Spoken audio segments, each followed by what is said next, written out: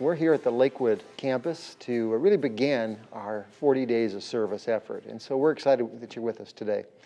When you think of the word greatness, what comes to mind? What do you associate with the idea of greatness? For some, they would associate that with a particular position, a particular achievement, perhaps becoming a U.S. president.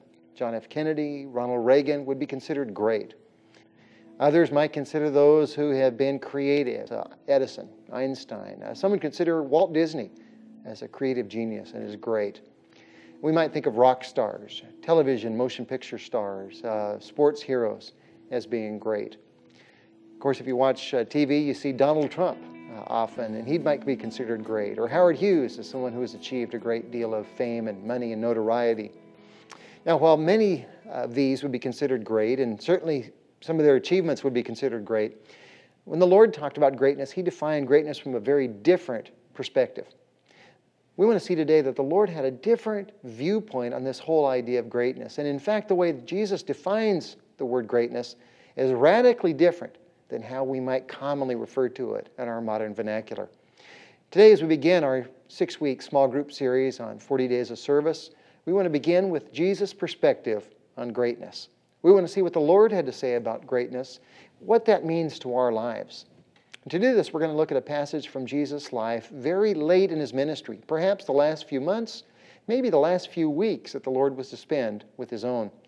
In that account, we want to look at what the Lord had to say in terms of defining greatness from God's vantage point.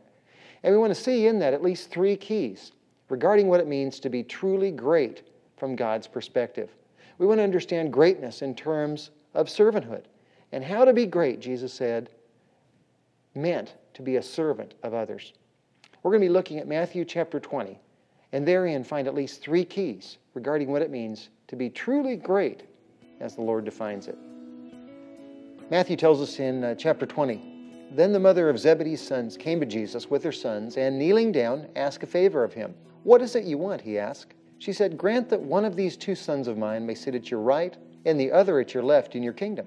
'You don't know what you're asking,' Jesus said to them. 'Can you drink the cup I am going to drink?' 'We can,' they answered. And Jesus said to them, 'You will indeed drink from my cup, but to sit at my right or left is not for me to grant.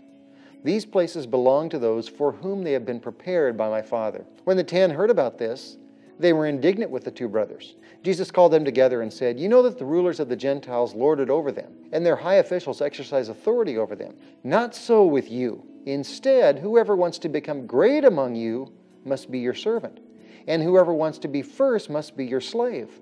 Just as the Son of Man did not come to be served, but to serve, and to give His life as a ransom for many.'